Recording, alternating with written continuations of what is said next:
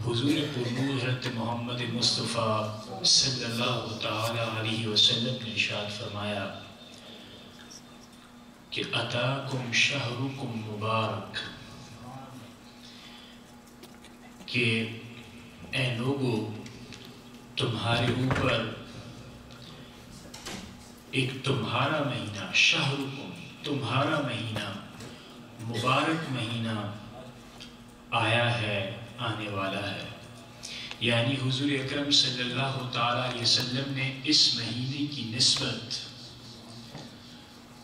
مسلمانوں سے جوڑی اور فرمایا کہ شہرکم تمہارا مہینہ آ رہا ہے، مبارک، اور یہ سلامتی والا مہینہ ہے، رحمتوں اور برکتوں والا مہینہ ہے۔ تو اس طرح حضور اکرم صلی اللہ تعالی علیہ وسلم نے اس مہینے کا تعارف کروایا لوگوں سے، اور ظاہر ہے اس زمانے میں تو صحابہ کرام اس حوالے سے سوال کیا تھا، لیکن آج کے دور میں اگر ہم کسی سے اس مہینے کا تعارف کروانا چاہتے ہیں تو حضور اکرم صلی اللہ تعالی علیہ وسلم سے بڑھ کر بھی کوئی اچھے الفاظ ہوں گے تو حضور اکرم صلی اللہ تعالی علیہ وسلم نے ان الفاظ میں رمضان المبارک کے مہینے کا تعارف فرمایا۔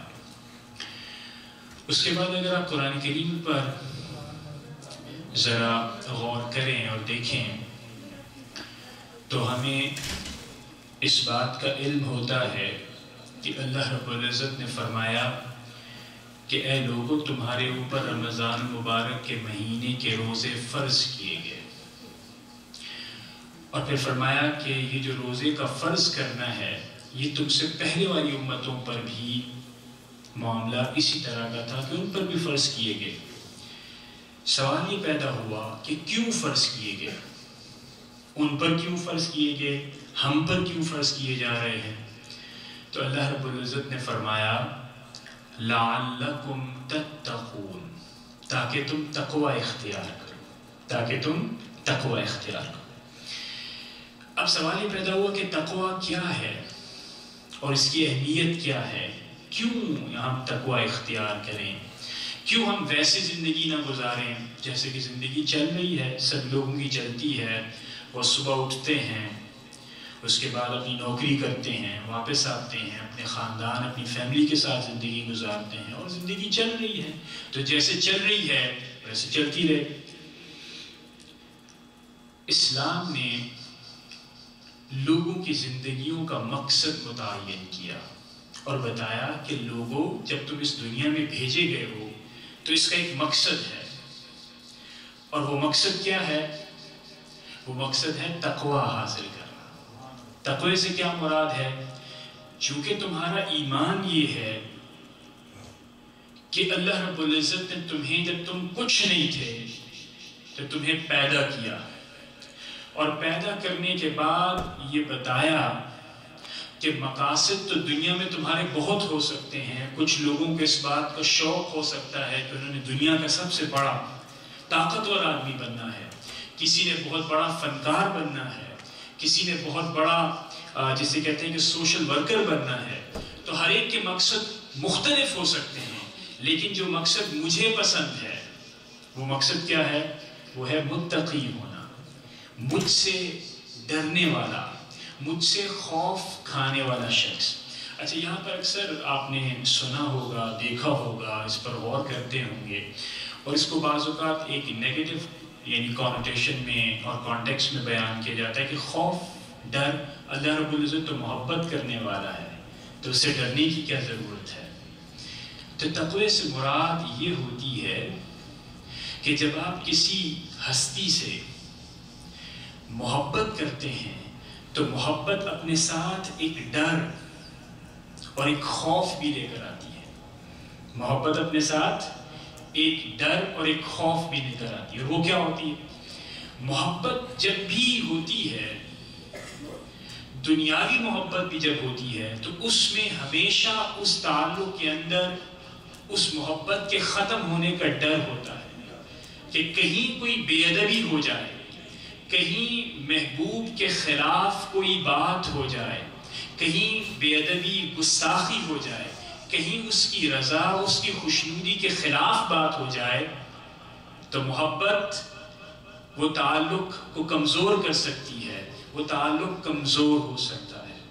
تو اللہ رب العزت نے فرمایا کہ روزے تمہارے اوپر اس لیے فرض کیے گئے تاکہ تم تقوی اختیار کرو، یعنی تم میرے سے قریب ہو جاؤ، مجھ سے محبت کرنے لگو، اور زندگیوں کی ڈائریکشنز اور اس کی سمتیں میری طرف ہو جائیں، اور تمہاری زندگی کا بنیادی مقصد یہ ہو جائے کہ تمہیں اگر جینا ہے تو صرف مجھے خوش کرنے کے لیے جینا ہے۔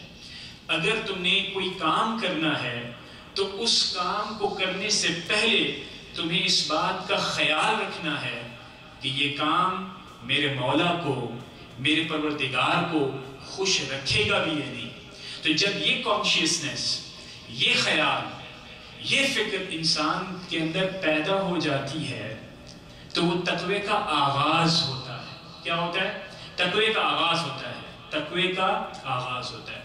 تو جتنی بھی آپ عبادات دیکھیے، معاملات دیکھیے، آپ کو اگر یاد ہو کہ حدیث جبریل ہے جس میں حضرت جبریل حضور پرنور حضرت محمد مصطفیٰ صلی اللہ تعالیٰ علیہ وسلم کی بارگاہ میں آتے ہیں اور 4 سوالات کرتے ہیں: ایمان، اسلام، احسان اور علامت قیامت۔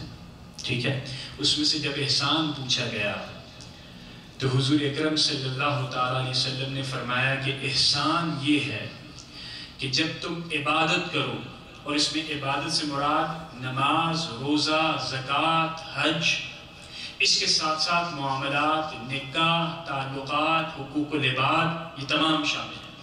جب تم عبادت کرو تو ایسے کرو جیسے تم خدا کو دیکھ رہے ہو، جیسے تم خدا کو دیکھ رہے ہو، اور جب تم اس نیت سے عبادت کرو گے کہ تم خدا کو دیکھ رہے ہو تو ایک تبدیلی پیدا ہوگی۔ پھر ویسی عبادت نہیں ہوگی کہ جیسے تم روٹین میں روزمرہ عبادتیں کرتے ہو، عبادت میں تبدیلی ہوگی۔ اور ساتھ ساتھ حضور اکرم صلی اللہ تعالیٰ علیہ وسلم نے مزید فرمایا، اس کو بہتر کیا اور بتایا کہ یہ تو مشکل بات ہے، اور اگر تم یہ محسوس کرو کہ تم ایسا نہیں کر سکتے تو کم از کم یہ ضرور سوچو کہ خدا تمہیں دیکھ رہا ہے۔ یہ جو خیال ہے، زندگی کو اس کانشیسنس کے ساتھ گزارنا ہے، اس خیال اور اس فکر کے ساتھ، اس انداز کے ساتھ گزارنا ہے، اسے ہم تقویٰ کہتے ہیں، اسے ہم تقویٰ کہتے ہیں۔ اور جو بزرگ ہیں، جو اولیاء کرام ہیں، ان کی زندگی کا بنیادی مقصد یہ خیال پیدا کرنا ہوتا ہے۔ زندگی کو گزارنے کے اندر یہ جو کانشیسنس ہے، سوچ کا یہ انداز ڈیولپ کرنا ہوتا ہے، اور وہ کچھ نہیں کرتے۔ دیکھیں، جو ہمارے علماء، جو مشائخ ہیں، جو بزرگ ہیں، وہ نماز پڑھتے ہیں، لوگوں کو اس بات کا درس دیتے ہیں کہ تم نماز پڑھو، رمضان مبارک کے روزے رکھو، نفلی روزے رکھو، تم زکوٰۃ دو، تم حج کرو، تم عمرہ کرو، تم اچھے کام کرو، یہی درس دیتے ہیں، اس کے سوا تو کچھ نہیں دیتے۔ یہی آپ کو علماء کرام بتاتے ہیں۔ تو ان کی کیا ڈسٹنکشن ہے؟ یعنی جو مشائخ ہیں، جو صوفیاء کرام ہیں، جو بزرگ ہیں، اہل دل اور اہل معرفت ہیں، تو پھر ان کا کیا کمال ہو گیا؟ ان کا کمال یہ ہے کہ وہ یہ کانشیسنس، یہ سوچ کا انداز، اس طرح زندگی گزارنے کا انداز آپ کی زندگی میں پیدا کر دیتے ہیں کہ پھر آپ نے اگر کھانا کھانا ہے تو سب سے پہلا آپ کا سوال یہ ہوگا کہ کیا مجھے یہ کھانا کھانا چاہیے؟ کیا میرا رب اس کھانا کھانے سے خوش ہوگا یا نہیں؟ کیا اس وقت میرا رب اس کھانے کھانے کے عمل پر خوش ہوگا یا نہیں؟ تو یعنی زندگی کا مرکز اور محور کیا ہو جاتا ہے؟ صرف اور صرف کہ کیا میرا رب مجھ سے خوش ہوگا اس عمل پر یا نہیں؟ یہ بزرگوں کا کارنامہ ہوتا ہے۔ تو جب آپ بزرگوں، علماء، مشائخ اور اہل دل اور اہل معرفت کی بارگاہ میں جاتے ہیں، ان کی مجلسوں میں جاتے ہیں، ان کی محافل میں جاتے ہیں، تو وہ صرف اسی بات کی تربیت کرتے ہیں۔ اور یہ پری کنڈیشن ہے، یہ بنیادی طور پر بنیادی شرط ہے۔ جب آپ پڑھنے جاتے ہیں، کسی بھی کورس وغیرہ پڑھتے ہیں، کوئی مثال کے طور پر کوئی ڈگری کے لیے جاتے ہیں، تو جب آپ کو ایک کورس آؤٹ لائن کی جاتی ہے، اس میں سب سے نیچے لکھا ہوتا ہے پری ریکویزٹس، کہ آپ کب کوالیفائی کریں گے اس چیز کو کرنے کے لیے؟ تو اس میں سے بعض جو کورسز ہوتے ہیں اس میں بتایا جاتا ہے کہ آپ کو کم از کم آپ کے پاس یہ ڈگری ہونی چاہیے، یہ ڈپلوما ہونا چاہیے، یہ سرٹیفکیٹ ہونا چاہیے۔ تو جو مشائخ ہیں، جو اہل دل ہیں، جو اہل معرفت ہیں، جو دل کے اوپر کام کرتے ہیں، جو تربیت کرتے ہیں، وہ پری کنڈیشن ہے ان عبادات کی کہ وہ تمہیں تقوی تک لے جائیں۔ اگر وہ کانشیسنس ڈیولپ نہیں ہوئی تو پھر یہ مشکل بات ہو جاتی ہے کہ آپ نماز تو پڑھیں لیکن نماز اسپونٹینیسلی اور آٹومیٹکلی آپ کو فواحش سے اور منکر سے بچائے۔ آپ نے اکثر سنا ہوگا کہ بھئی نماز تو ہم بہت پڑھتے ہیں، 5 وقت کی نماز بھی پڑھتے ہیں، بعض اوقات تہجد کا موقع مل جائے وہ بھی پڑھتے ہیں، رمضان مبارک کے روزے بھی رکھتے ہیں، رمضان مبارک بعض اوقات اللہ رب العزت موقع دے جائے تو ہم مسجد الحرام میں گزارتے ہیں، مسجد نبوی میں گزارتے ہیں، لیکن اس کے باوجود ہم اپنے معاملات میں فواحش، منکر، حرام کام کرتے رہتے ہیں، اور ہمارے نفس کو اور ہماری جو سیلف ہے اس کو بالکل کچھ ہوتا ہی نہیں، احساس ہی نہیں ہوتا۔ تو ایسا کیوں ہوتا ہے؟ ایسا اس لیے ہوتا ہے کہ آپ کے اندر وہ کانشیسنس ڈیولپ نہیں ہوئی۔ آپ بزرگوں کی محفلوں میں گئے ہی نہیں، بزرگوں کے ساتھ آپ نے وقت ہی نہیں گزارا، آپ نے یہ سمجھا کہ بزرگوں کا کیا فائدہ، یہ کوئی علیحدہ اسلام بتاتے ہیں؟ نہیں، اسلام کی جو پری کنڈیشنز ہیں ان کو میٹ کرنے کے لیے وہ فیسیلیٹیٹ کرتے ہیں، وہ آپ کو سکھاتے ہیں کہ اس طرح اسلام کے اوپر آسانی سے عمل کیا جائے گا۔ تو ہم نے یہ ابھی تک سیکھا کہ تقویٰ کیا ہے، تقویٰ کیا ہے۔ تو رمضان مبارک کے جو روزے ہیں وہ اللہ رب العزت نے فرمایا کیا کریں گے؟ لعلکم تتقون، تاکہ تم تقویٰ اختیار کرو۔ تو کیا صرف روزوں سے تقویٰ ہوتا ہے؟ نہیں، لیکن روزے وہ بنیادی سہولت فراہم کرتے ہیں کہ تقوی کا جو عمل ہے اس میں تیزی لائی جائے۔ اگر اس کا آغاز نہیں ہوا ہے تو اس کا آغاز ہو جائے، اگر آغاز ہو چکا ہے تو اس کے اندر تیزی لائی جائے، مختلف مدارج طے کیے جائیں۔ دیکھیں نا، ایک درجہ تو آپ نے دیکھا حضور اکرم صلی اللہ علیہ وسلم نے جب فرمایا کہ احسان کیا ہے تو کیا فرمایا کہ جب تم عبادت کرو، کوئی معاملہ کرو تو ایسے کرو جیسے تم خدا کو دیکھ رہے ہو۔ یہ بلند درجہ ہے، ہر ایک شخص یہ نہیں کر سکتا۔ ہر ایک شخص جب کوئی عبادت کرے گا تو اس مقام پر نہیں ہوگا۔ اس مقام تک پہنچنے کے لیے جو پہلا اسٹیج ہے وہ کیا ہے؟ وہ یہ ہے کہ کم از کم یہ تو خیال کرو کہ خدا تمہیں دیکھ رہا ہے، تم نہیں دیکھ رہے لیکن خدا تمہیں دیکھ، یہ پہلا اسٹیج ہے۔ تو جو رمضان مبارک کے جو روزے ہیں وہ بنیادی طور پر سہولت کار ہیں، کس چیز کے لیے؟ تقوی تک پہنچنے کے لیے، اس منزل کو حاصل کرنے کے لیے، اپنے آپ کو ریفارم کرنے کے لیے یہ بنیادی کنڈیشن ہے۔ اب ہم اس سے مزید آگے آتے ہیں اور اس کے اوپر غور کرتے ہیں کہ روزے میں ایسی کیا خاص بات ہے، روزہ ایسا کیا کرتا ہے کہ انسان کو تقوی تک لے کے جاتا ہے، مختلف مدارج طے کرواتا ہے، سہولت کار ہے، کس طرح وہ سہولت فراہم کرتا ہے یا فیسیلیٹیٹ کرتا ہے تاکہ آپ متقی ہو جائیں۔ روزہ بنیادی طور پر ہم سب جانتے ہیں کہ رکنے کا نام ہے۔ کس سے رکنے کا نام ہے؟ 3 بنیادی چیزیں، بھوک، پیاس اور جمع۔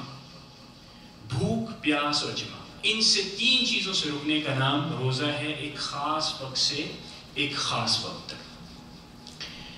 لیکن سوال یہ پیدا ہوا کہ عام دنوں میں یہ تینوں کی تینوں چیزیں جائز ہیں، حلال ہیں، لیکن روزے میں اللہ رب العزت نے انہیں کیا فرمایا؟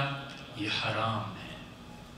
اس میں ایک حکمت ہے، وہ حکمت کیا ہے کہ اللہ رب العزت یہ چاہتے ہیں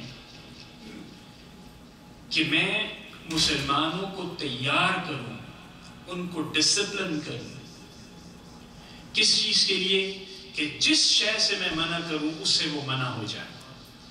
اب روزہ بنیادی طور پر تربیت فراہم کر رہا ہے کہ اگر اللہ رب العزت فرمائے کہ حلال چیزوں سے کچھ دیر کے لیے رک جاؤ تو وہ رک جائیں گے۔ اگر وہ رک جاتے ہیں، اپنے نفس پر قابو پا لیتے ہیں اپنے اوپر قابو پا لیتے ہیں اور کچھ خاص وقت کے لیے وہ ان چیزوں سے رک جاتے ہیں، تو اللہ رب العزت نے فرمایا کہ جو مسلمان، جو کلمہ پڑھنے والا میرے حکم کے اوپر چند خاص دنوں میں، چند خاص اوقات میں حلال چیزوں کے اوپر بھی قابو پا سکتا ہے، تو اب اس کی تربیت ہو گئی کہ اب اسے حرام سے دور رہنے میں بہت آسانی ہو جائے گی، بہت آسانی ہو جائے گی۔ پہلے یعنی عام 11 مہینوں میں ہم کیا کرتے ہیں؟ ہم سب حلال کھاتے ہیں اور حرام سے اجتناب کرتے ہیں، اور ہمارا جو نفس ہے وہ کمزور ہوتا ہے نا، اتنی جلدی عبادت پر آمادہ ہی نہیں ہوتا۔ جو ابتدائی دن ہوتے ہیں جب آپ تراویح پڑھتے ہیں تو کیا ہوتا ہے؟ تراویح کی طرف بعض اوقات دل مائل نہیں ہوتا، بعض اوقات آپ کے جسم ساتھ نہیں دیتا۔